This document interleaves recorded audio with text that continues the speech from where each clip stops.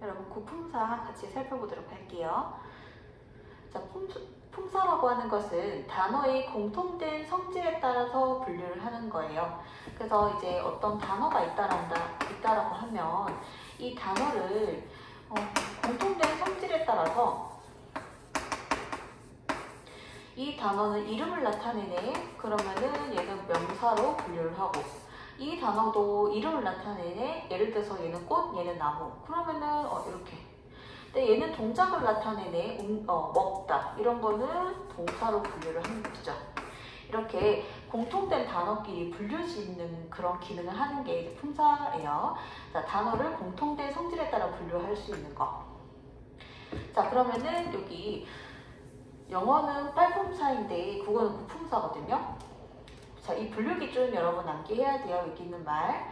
자, 불변어는 이제 불변어가 뭔지 가변어가 뭔지 이런 것들 다 각각이 뭔지 밑에 나오거든요.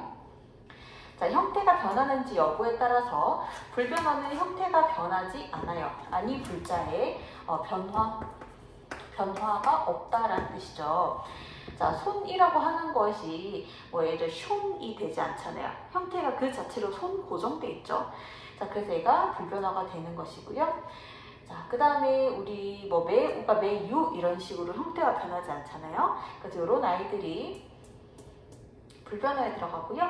그 다음에 가변어는 형태가 변하는 단어들이에요. 예를 들어서 먹이라는 단어를 보면 먹고, 먹으니, 먹으면 이런 식으로 형태가 변하죠. 이런 아이들이 가변어가 되고요. 자, 그 다음에 소수격 조사는 이다죠. 아직 안 배웠지만. 자, 이다도 이다, 이고, 이지 이런 식으로 형태가 변하게 돼요. 그래서 가변어에 들어가요. 자, 그 다음에 우리 문장에서의 기능을 보도록 할게요. 문장은 통사론이라서 아직 안 배우긴 했지만은 문장에서 몸통 자리에 오는 게 체연이에요.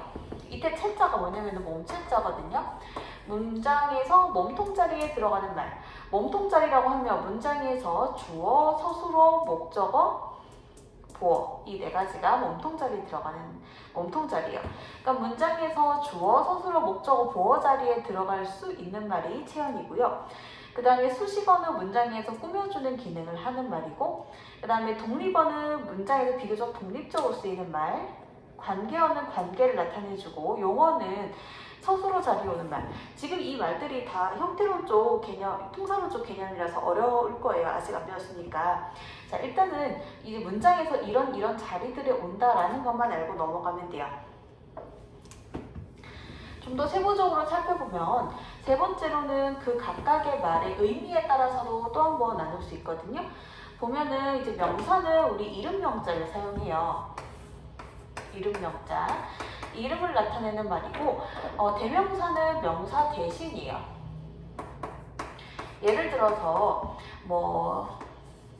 셀리라고 하면은 이름이 되겠죠. 하지만 그녀라고 하면은 대명사가 되겠죠. 명사를 대신하는 말. 수사는 수와 관련된 말이에요. 예를 들면 첫째, 둘째, 셋째, 넷째, 하나, 둘 이런 것들이. 그 다음에 관형사는 체험을 수식하고 부사는 여러 가지를 수식해요. 감탄은 사는 감탄하는 말, 조사는 도와주는 말이에요. 이게 도울 조자거든요. 앞말에 붙어서 여러 가지 기능을 하고, 그 다음에 동사는 이게 동자가 움직일 동자예요. 그래서 움직임을 나타내는 말이고, 형용사는 성질 상태를 나타내요. 예를 들어서 예쁘다 이런 거 있죠. 이런 것들이 형용사죠. 자, 그 다음에 구품사 여기 체언은 주로 문장에서 몸통 자리에 오는 말이죠. 몸통 자리에 오는 말. 자, 그리고 불변어들이 체언 자리에 많이 오죠. 그 다음에 여기 보면요, 명사가 나오는데 명사는 이름을 나타내는 말이고요. 자, 그러면 명사 종류를 따져보자면은 자립성 여부에 따라서 자립명사랑 의존명사로 나눌 수가 있어요. 자립이라고 하는 것은 자립해서 쓸 수 있는 말이죠. 홀로 쓰일 수 있는 말. 이런 아이들 홀로 쓰일 수 있죠. 그 자체로서. 자, 그 다음에 의존명사는 의존해야 쓰일 수 있는 것. 예를 들어서 여기 있는 것과 바를 보면은 할, 것, 느낌, 봐 이런 식으로 앞말에 뭔가가 있어야 쓸 수 있어요. 예를 들어서 여기에다가 이거를 가리고 것이라고만 하면은 어떤 것인지 알 수 없죠. 자, 그래서 여기에서 할 것, 먹을 것 이런 식으로 앞에 꾸며주는 말이 있어야 돼요. 자, 관형어. 꾸며주는 말이 관형어거든요. 아직 통사론 개념이라서 배우지 않았는데 통사론 때 배울 거예요. 꾸미는 말이 필요해요. 자, 얘는 꾸미는 말 필요 없죠? 어떤 자동차인지 꾸며도 되고 안 꾸며도 되죠. 빠른 자동차 아니면 그냥 자동차도 상관없잖아요. 그 다음에 사용 범위에 따라서 보통 명사는 사용 범위가 되게 넓어요. 근데 예를 들어서 여기 보면 뭐 셀리 이런 거 있으면은 이거는 그 셀리라는 애 혼자 개인을 가리키는 말이잖아요. 하지만 여자라는 말이 있으면은 뭐 셀리, 뭐 순이, 뭐 여러 명을 다 가리키잖아요. 그쵸? 그 다음에 감정 표현 능력에 따라서 유적명사는 감정을 느낄 수 있는 명사예요. 그래서 이게 있을 유자를 쓰죠. 있을 유자. 정의 정서죠. 정서. 감정을 느낄 수 있는 거고 이게 없을 무자죠. 감정을 느낄 수 없는 건 무정명사. 자, 그러면은 유정명사는 국어에서 사람하고 동물, 그러니까 동물 계열 있죠. 사람을 포함한 이런 동물 계열은 전부 다 유정명사로 보고 식물이 당연히 식물도 감정을 느낄 수 있죠. 하지만 국어에서는 식물은 무정명사로 보고 사물들도 무정명사로 보죠. 자, 대명사는 명사를 대신하는 말이죠. 인칭 대명사는 인자가 이게 사람 인자거든요. 그래서 사람을 칭하는 대명사가 되는 거예요. 자, 그래서 1인칭은 말하는 사람, 2인칭은 듣는 사람, 3인칭은 이야기 화제가 되는 사람이에요. 자, 지금 말하는 사람은 나잖아요. 그래서 말하는 사람 1인칭. 그리고 여러분이 지금 듣고 있잖아요. 너는 2인칭. 예를 들어서 우리가 남자 연예인에 대해서 얘기하고 있다라고 하면은 학생과 내가 그러면은 우리 이야기의 화제가 되는 사람이 이제 그가 되는 것이죠. 이야기의 화제가 되는 사람. 자, 그 다음에 지시대명사는 지시성을 나타내는 대명사인데요. 지시성은 한마디로 손가락으로 이렇게 지시하는 거예요. 자, 사물대명사는 사물을 손으로 지시하는 것이죠. 이것, 그것, 저것 이런 식으로 사물을 지시하는 것. 자, 그 다음 공간대명사는 공간을 지시하는데요. 이곳, 그곳, 저곳, 여기, 거기, 저기 손가락으로 가리킬 수 있죠. 자, 그러면 여러분요. 여기 한번 오른쪽 여백에 한번 적어볼게요. 자, 이그저 계열이 지금 여기서 보이는데요. 이라고 하는 것은 화자와 가까운 거예요.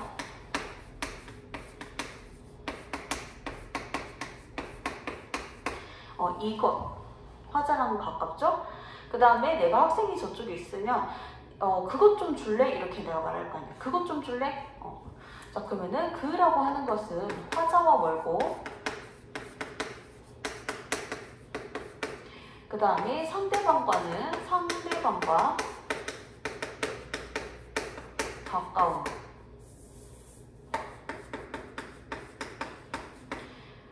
그 다음에 얘도 이제 반대로 이라고 하는 것은 나한테는 가깝지만은 상대에게서는 먼 것이죠. 자, 그리고 우리 저쪽 언덕으로 같이 가볼래? 예를 들어서 학생이랑 나랑 소풍을 갔는데 우리 저쪽 언덕에 올라가 보자. 그럼 저라고 하는 것은요. 화자와 청자, 즉 상대방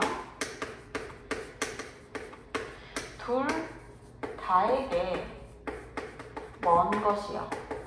둘 다한테 먼 거는 저라는 말로 가르쳐요. 자, 미지칭, 부정칭, 제귀대명사 보도록 할게요. 자, 미지칭이라고 하는 것은 미자가 아닐 미자를 쓰거든요. 알지 못하는 걸 가리킬 때 미지칭 대명사라고 해요. 자, 그러면은 여기 밖에서 누구와 이렇게 문을 두드리잖아요. 그러면 누군지 알 수 없죠. 그래서 거기 누구야 라고 알지 못하는 대상을 가리킬 때 미지칭이라고 해요. 자, 그 다음에 특별히 정하지 아니한 것을 나타낼 때는 부정칭 대명사야.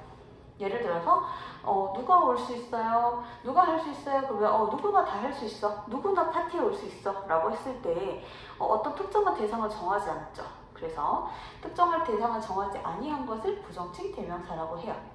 그럼 여러분 자세히 보면 여기도 누가 있고 여기도 누구가 있죠. 그럼 누구라고 하는 것은 어떻게 구분을 하냐면은 맥락에 따라서 구분할 수밖에 없어요. 거기 누구야? 몰라서 묻는 거죠. 미지칭이고 누구나 괜찮아? 나는 딱히 정하지 아니하였어? 그러면은 부정칭이 되는 것이죠. 자, 그 다음 제기대명사는 다시 가리키는 거예요. 앞말에 나온 것을 다시 가리키는 것인데 할아버지께서는 생전에 당신의 장서를 소중히 다루셨다. 이때 당신이라고 하는 것은 할아버지를 가리키죠. 여러분이 이게 좀 익숙하지 않을 거예요. 왜 어른 보고 당신이라고 하나요? 라고 하면요. 여러분들, 여러분이 자주 쓰는 말은 아니긴 한데 어른을 가리킬 때 당신이라는 말을 써요. 예를 들어서 나의 어머니께서는 늘 고등어를 다듬으셨지. 당신께서는 고등어를 참 맛있게 구우셨어. 이런 식으로 어른을 가리킬 때는 당신 써요. 자, 그 다음에 영수는 아직 어려서 자기밖에 모른다. 이때 자기라고 하는 것은 영수를 가리키죠. 할아버지께서는 당신이 심으신 소나무를 좋아하셨어. 이렇게요. 자, 그 다음에 수와 관련된 말이에요. 자, 수와 관련된 말 수사. 양수사는요, 여러분들 수량을 나타내는 말이에요. 수량. 자, 그러면 고유어계는 하나, 둘, 셋, 넷 이런 식으로 여러 개가 있죠, 수량이. 그 다음에 한자어계는 1, 2, 3 이런 식으로 1, 2, 3, 4 한자어계예요. 수량을 나타내는 말이고요. 자, 그 다음에 순서를 나타내는 서술사가 있어요. 자, 고유어계는요, 째를 써요. 첫째, 둘째, 셋째, 넷째 째를 쓰고요. 그 다음에 한자어계는 제를 써요. 제1, 제2, 제3 이런 식으로 제자를 써요. 자, 그 다음에 우리 특징을 보면은요. 명사, 대명사랑은 다르게 복수형을 취할 수 없다. 관용어의 꾸밈을 자유롭게 받지 못하는데요. 셋이라는 수사에 들이붙을 수 없죠. 자, 그 다음에 아홉이라는 거를 열어라는 말이 꾸밀 수 없죠. 그래서 만약에 명사, 대명사 같은 경우는 들이라든지 꾸미는 말 이런 것들이 이제 올 수 있는데 수사는 자유롭지 않다. 그 다음에 수식어를 보도록 할게요. 자, 수식어는 수식해주는 말이에요. 그래서 성상 관형사는요. 성상은 여러분 성질과 상태를 나타내는 거예요. 자, 그래서 세신. 자, 세신은 여러분 뉴라고 하는 속성을 가지고 있죠. 뉴라는 성질 상태를 나타내죠. 새 신을 신고. 자, 앞말을 꾸미긴 꾸미는데 성질의 상태를 나타내죠. 자, 그 다음 지시관형사는 가리킴을 나타내요. 이 지시가 손가락으로 아까 지시대명사 봤었잖아요. 자, 이번엔 지시의 의미를 가지고 있고 가리키면서 뭔가 꾸며주는 아이. 이거는 이 사람을 꾸며주면서 지시성도 나타나죠. 이라는. 그 다음에 수관형사는 수량을 나타내는 거예요. 자, 두 사람을 만났다라고 했을 때 양수사 계열과 양수사가 있고, 그 다음에 서수사 계열도 있죠. 이런 식으로. 여기 보면은 두 사람 수를 나타내면서 꾸며주고 있고, 그 다음에 부사를 보면 여러 가지를 수식해요. 성상부사는 아까 이야기했듯이 성질과 상태를 나타내는 부사예요. 잘, 달린다. 이런 식으로. 그 다음에 지시부사는 지시성을 나타내는 부사죠. 이리라는 말인데, 이리 가라. 이리 가라. 이런 식으로 뒷말을 수식을 하면서 이제 지시성도 나타내는 이리 가라. 이런 식으로. 그 다음에 부정부사는 부정의 의미를 나타내는 거예요. no라고 하는 아니면 not 이런 부정의 의미를 나타내는 부사죠. 자, 예를 들어서 못 가다. 자, 가다를 수식을 하면서 아니라고 하는 이런 부정의 의미도 가지고 있죠.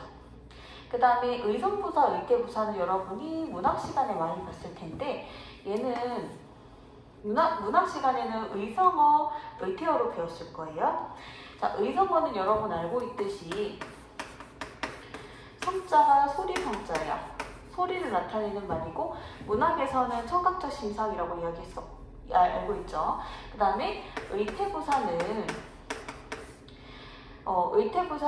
움직임이나 모양 등을 나타내는 부사인데요. 예를 들어서 뭐 으앙으앙 이런 것들을 귀로 들으니까 의성부사고 뒤뚱뒤뚱 우리가 뒤뚱뒤뚱 걷는 거는 우리가 눈으로 보죠, 그렇죠? 그래서 이런 것들은 움직임, 모양을 나타내는 말이에요. 그 다음에 양태부사는 태도라고 생각을 해주면 돼요. 그래서 화자의 태도를 나타내는 거. 자, 여기 보면은 과연이라고 되어 있잖아요. 과연, 걔가 합격이나 하겠어? 걔가 합격이나 하겠어? 그럼 이 뒷문장에 대한 얘는 의심인 거죠, 의심. 뒷문장에 대한 태도를 나타내는 그런 부사가 양태부사죠. 그 다음에 아니면은 과연 내 딸 같구나.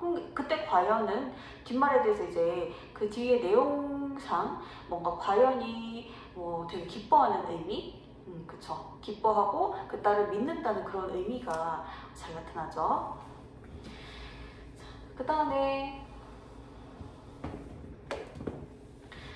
우리 접속부사는 이어주는 말이에요. 여기 영어로 치면 접속사 같은 것. 자, 그 다음에 독립어는 감탄사가 들어가는데요. 감탄하는 말, 감정을 나타내는 말이죠. 이런 거, 뭐 어머 이런 것들. 자, 의지 감탄사는 yes, no 이런 것들. 예, 알겠습니다. 이런 거 자기 의지를 나타내죠. 그리고 말할 때 기억 안 하는데 아 이렇게 하는 것들이 이제 의미 없는 소리들도 감탄사에 들어가요. 관계어는 도와 관계를 나타내주는 말이고 거기에 조사가 들어가는데 도울 조자를 써요. 그래서 도와주는 말, 자격조사. 자, 격조사는 자격을 나타내는 조사예요. 격조사. 자, 그럼 앞말에 붙어서 앞말이 문장에서 일정한 자격을 갖추도록 도와주는 그런 조사예요. 자, 앞말에 붙어서 어떤 자격을 부여하느냐 보면은 주격조사는 앞말에 붙어서 주어로 만들어줘요.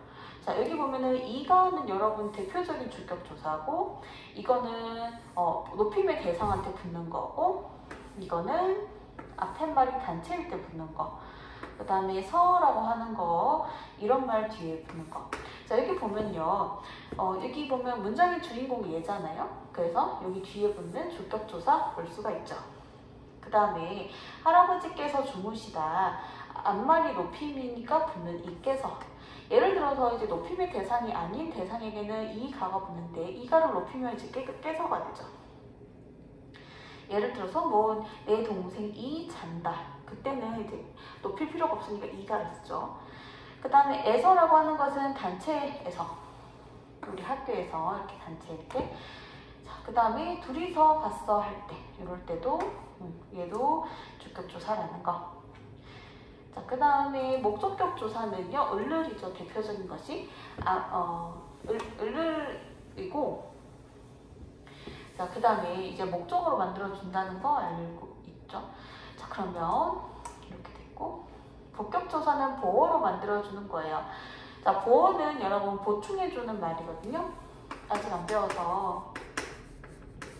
보충해주는 말이 보어거든요. 자, 그래서 그때는 서술어가 되다 아니다예요. 그 앞에 오는 말, 예를 들어서 여기 서술어 있죠. 되다 아니다 이런 서술어 앞에 오는 이, 가 이런 아이들이 얘들이 바로 보어예요. 그래서 보어를 만들어주는 조사가 복격조사다라는 거. 자, 그 다음에 관형격 조사는 앞말을 관형어로 만들어주는 조사예요. 그래서 역사의 흐름이라고 하면 역사에 지금 의가 붙음으로써 이게 관형어가 되고 뒷말을 수식할 수가 있죠. 얘가 바로 역사의가 바로 관형어가 되는 거예요. 자, 그러면 얘도 마찬가지죠. 성과에다가 의가 붙어서 얘가 관형어가 되고 뒷말을 수식을 할 수 있죠. 그러면 이렇게 있을 때 이게 역사의 흐름, 여러분이 이해했어요. 역사의 흐름을 수식하는 것까지는요. 자, 그러면 이 문장, 이게 의미를 살펴보자면 역사가 흐른다랑 똑같죠. 역사가 흐른다. 주어 소수로 관계를 가지는 거. 내용상을 보는 거예요. 내용상. 그 다음에 성과의 축적. 성과를 축적하다. 내용상 목적어 소수로 관계처럼 보이죠. 아내의 손, 아내가 전체고 손이 부분이고 외삼촌의 집, 외삼촌이 그 집의 소유자가 되죠. 그래서 관용어는 의미론적으로 접근을 한다면 이렇게까지 따질 수 있다는 거 그냥 참고사항으로 보면 되고요. 그 다음에 우리 부사어 합격 조사를 보도록 할게요. 앞말을 부사어로 만들어주는 조사예요. 자, 부사어, 자, 여기 보면은 처소라고 하는데 여러분들, 처소는 장소예요.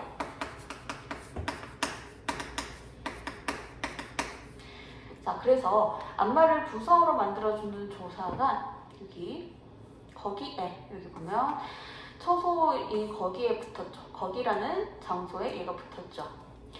자, 이런 식으로 부사어로 만들어주는 조사가 굉장히 많죠. 그는 대전에서 왔다. 대전이 출발점이고 대전에 산다. 대전이라는 장소 그 자체죠. 로써, 칼로써, 배를 깎자 이런 것들, 이런 애들이 부사격 조사. 그 다음 자격을 나타낼 때는 로서가 아니라 로서가 아니라 로서를 쓰거든요. 자격을 나타낼 때는. 자, 이런 거. 자, 그래서 굉장히 이제 좀 많은데 여러분 많죠. 그래서 사실은요, 이렇게 생각을 해주면 돼. 쉽게 생각하면 어떤 말이 나오고 얘가 무슨 조사인지를 만약에 묻잖아요. 어떤 얘가 나오고 얘 어떤 조사야? 그럼 우리는 어떻게 생각을 하면 되냐면 답을 낼 때 이게 주격 조사도 아니고 복격 조사도 아니고 목적격 조사도 아니고 서술격 조사도 아니고 이런 식으로 여기에서 모든 다른 격조사가 아니잖아요. 그러면 걔는 부사격 조사예요. 우리 아직 안 배웠지만 호격 조사니 이런 것들 모든 다른 격조사들이 다 아니면 그 조사는 부사격 조사. 이 말인즉슨 부사격 조사가 너무나 많다는 거예요. 그래서 다른 조사들을 여러분이 확실하게 외워놓으면 여기 아까 표에 제시된 다른 이런 조사들을 외워놓으면은 걔네들 다 빼면 부사격 조사가 되니까 훨씬 생각하기가 수월하겠죠. 자, 이제 호격조사가 나오는데요. 호격조사는 이제 호자가 부를 호자예요.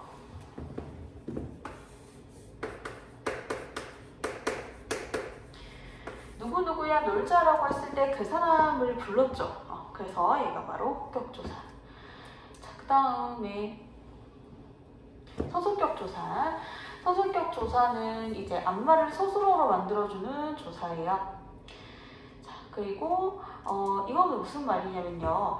이게는 형태 변화하죠. 얘는 가변어였거든요. 아까 서술격 조사 표에 보면 고품사 표에. 자, 그래서 얘는 가변어에 속하는 아이다. 자, 그 다음에 우리 아까 에서를 봤었는데요. 이게 장소를 나타낼 때는 부사격 조사를 쓰여요. 내가 헬스장에서 운동을 했죠. 그러면 내가가 주어가 되고 얘는 장소를 나타내는 부사어가 되는 거예요. 자, 그 다음에 단체를 나타낼 땐 주격조사예요. 주격조사. 자, 그래서 학교라고 하는 것은 단체죠. 그래서 이때에서는 여러분들 주격조사예요. 부사격조사가 아니라. 그래서 여러분이 문장에서 어떻게 쓰였는지를 봐야 돼요.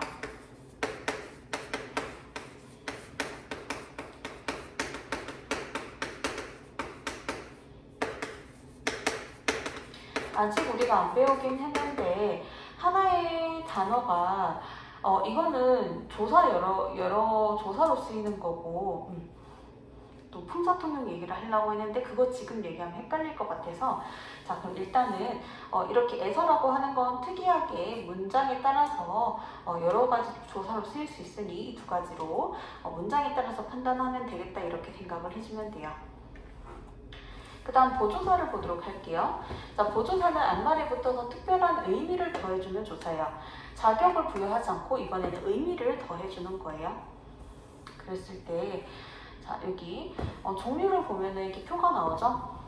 성분 보조사는 문장의 어떤 성분에 붙는 것인데, 여기 보면은 대조됨을 나타내는 거 vs, 인생은 짧고 vs 예술은 길다, 서로 대조되는 것이죠. 그쵸?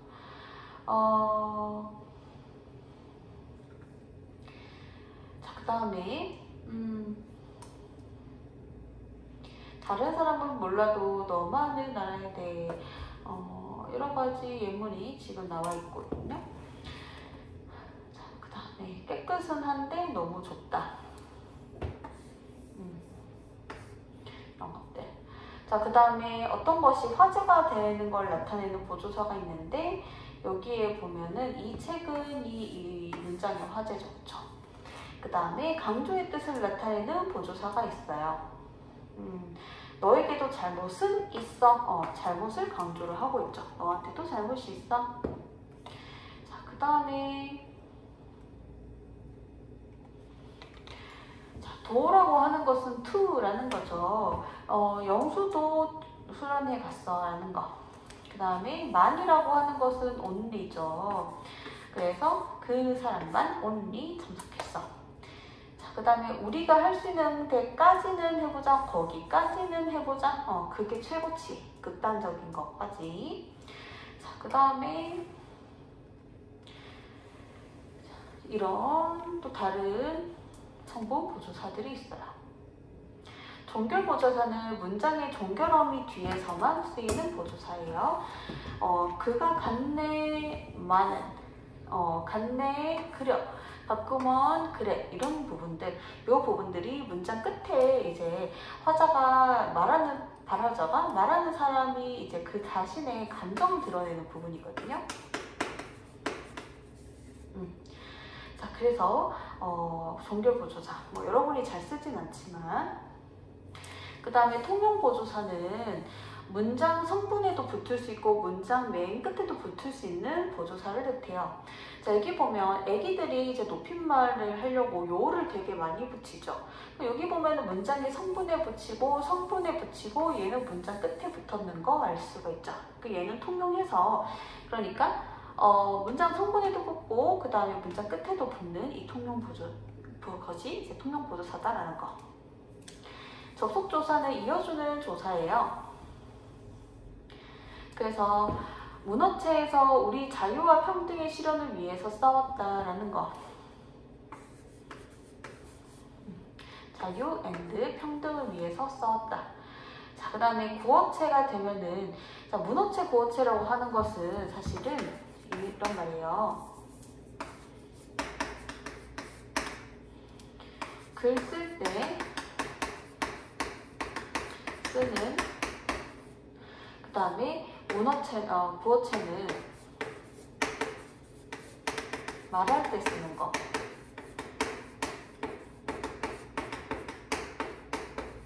예를 들어서 뉴스에서 전달을 하려면은 우리는 자유와 평등 이런 식으로, 이제 물론 구어체와 문어체의 문학으로 설명하면 여러분 헷갈릴 거니까 일단은 문법적으로만 설명을 한번 해볼게요. 문어체는 글 쓸 때 많이 쓰는 거다 이렇게 생각을 하면 돼요. 그러면은 이제 뉴스는 대본이 있잖아요. 글 쓸 때 문어체로 쓰겠죠. 그럼 그거를 이제 읽잖아요. 그 다음에 구어체라고 하는 것은 친구랑 대화할 때, 우리 말 주고받을 때 쓰는 것이 구어체죠. 이거 개나리 앤드 진달래가 피겠다 이런 식으로. 자, 그 다음에 와가 있는데요. 자, 와라고 하는 것도 접속조사와가 있고 부사격조사와가 있어요. 자, 아까 보면은 에서가 주격조사로도 쓰이고 부사격조사로도 쓰이듯이 얘도 이제 두 가지로 쓰이는데요. 접속조사는 아까 봤듯이 이어주는 조사예요. 일반적으로 이런 형태를 보이는데 철수 앤드 영수는 학생이다 이런 식으로 이어주는 기능을 하는 애가 들어갔고요. 얘도 사과 앤드 배를 좋아해 라고 이제 앤드의 의미를 가진 것이죠. 부사격 조사는요, 일반적으로 이런 형태를 나타내는데요. 사과는 배와 다르다, 이런 식으로 걔네 둘이를 비교하는 의미를 나타내죠. 비교의 의미를 나타내는 and의 의미가 아니죠. 사과는 배 and 다르다가 아니죠. vs 개념. 그 다음에 용어는 하나 좀 더 심화해서 설명을 해볼게요, 여러분들. 요거 사실 우리 아직 안 배웠지만 격문장이거든요. 자, 여기 문장이 원래 2개예요. 이거는 철수는 학생이다. 그 다음에 영수는 학생이다. 원래 이렇게 문장이 2개거든요. 근데 2 문장을 지금 합해서 적은 거예요. 자, 그럴 때 2 문장 합해서 적은 형태인 거, 이어준 거. 그 여기 보면은 와를 씀으로써 2 문장을 이어줬죠. 그 다음에 여기 보면 부서로 만들어주는 애를 보도록 할게요. 철수는 영수와 친하다 라고 했을 때 이때는 격문장이 아니에요. 예를 들어서 철수는 친하다. 그리고 영수는 친하다. 이렇게 돼 있으면요, 누구랑 친한지가 안 나와 있어서 문장이 불완전하죠, 의미가? 그래서 이때는 이렇게 2개로 나눌 수 없어요. 격문장으로 격문장이 아닌 거죠. 그래서 이때는 이제 vs 개념일 때, 즉 부사격 조사로 쓰였을 때는 문장을 2개로 나눌 수 없다는 것이죠. 자, 그 다음 용어를 보면 용어는요, 주어를 서술하는 기능을 가진 거. 동사는 아까 움직일 동 쓴다고 이야기했었고, 움직임을 나타내는 말이에요. 자, 그러면 종류가 여러 가지가 있거든요. 만약에 목적어가 있냐 없냐로 따졌을 때 목적어 없이도 쓰이는 거, 그거는 자동사예요. 동작의 작용이 주어에만 미치거든요. 자, 피다라고 했을 때 이 서술어는요, 꽃에만 영향을 미치죠. 뛰는 거 누가 뛰나요? 영수가 뛰잖아요. 그쵸? 이 동작의 작용이 주어에만, 주인공 아직 안 배웠죠? 주인공한테만 미치고 있어요. 자, 타동사는 목적어가 있어야 문장에서 쓰이는데요. 얘는 동작 작용이 목적어에 미쳐요. 자, 내가 먹긴 먹는데 나를 먹어요? 밥을 먹어요? 밥을 먹죠. 자, 그 다음에 잡는데 영수를 잡아요? 공을 잡아요? 공을 잡죠. 이렇게 목적어에 영향을 미치는 이런 아이들이 바로 타동사예요. 자, 능동사, 피동사를 보도록 할게요. 자, 움직임이 능동적으로 이루어지는 동사죠. 능동사는. 피동사는 이제 당하는 의미인데요. 사실 이거는 능동피동이라고 해서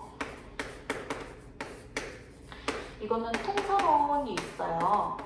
다음 단원인데 우리 통사론 때 능동, 피동 할 때 다시 한번 다룰 거라서 일단은 자기 힘으로 하는 거, 자기 힘 스스로. 얘는 당하는 의미의 동사, 이게 피동사라고 생각을 해주면 되고, 일단 그렇게만 알고 넘어갈게요. 또 할 거니까. 사동과 피동, 주동사와 사동사. 자, 이것도 통사론 때 할 거예요. 통사론 때 주동하고 사동을 배우게 되는데 이때 할게요. 자, 그러면은 주동이라고 하는 거는 스스로 하는 것이고, 사동은 시키는 것이에요. 시키는 의미의 동사를 사동사라고 해요. 그때 다시 할게요. 그 다음에 형용사인데요. 성질 상태를 나타내는 말이죠. 자, 그러면 꽃이 예쁘다. 꽃의 상태를 나타내죠. 자, 그 다음에 동네의 상태를 나타내죠. 자, 지시성을 나타내는 형용사가 지시형용사인데 이러하다, 그러하다, 저러하다. 이러하다, 그러하다, 저러하다. 지시성을 나타낸다. 그쵸? 그 다음에 우리 동사형용사 보고는요, 사실은 약 8가지에서 보통은 10가지까지 기준을 봐요. 8가지에서 10가지 기준인데요. 사실은 이게 구분 기준이 많다 보니까 보기로 제시해 줄 때가 많거든요. 이 구분 기준들을 보기로 제시를 해준다. 또 우리는 보기를 읽고 문제를 풀면 돼요. 그 대표적인 것만 몇 가지 가져왔어요. 자, 여기 보면은 동사는 이제 의미상으로 움직임을 나타내고 있고 형용사는 움직임을 나타내지 않죠. 성질과 상태를 나타내요. 자, 그 다음에 이렇게 일어나다라는 건 동작이죠. 맛이 달다라는 건 달다는 동작이 아니라 성질 상태니까 형용사죠. 그 다음에 이런 아이들이든 이런 애들이 결합할 수는 미음는 이런 애들이 결합할 수 있으면 동사 없으면 형용사예요. 그가 일어나는 시간 동사. 근데 닳는다는 안 되잖아요. 달다라고 해야 되지, 그쵸? 그래서 는이 결합할 수 없는 이 아이가 바로 형용사가 되는 것이죠. 자, 그 다음에 명령 경험이 어라 아라를 쓸 수 있으면 동사 없으면 형용사. 청유 경험이 뭐뭐 하자 이런 거랑 결합할 수 있으면 동사 없으면 형용사예요. 왜냐면은 우리 동사에다가 명령 경험이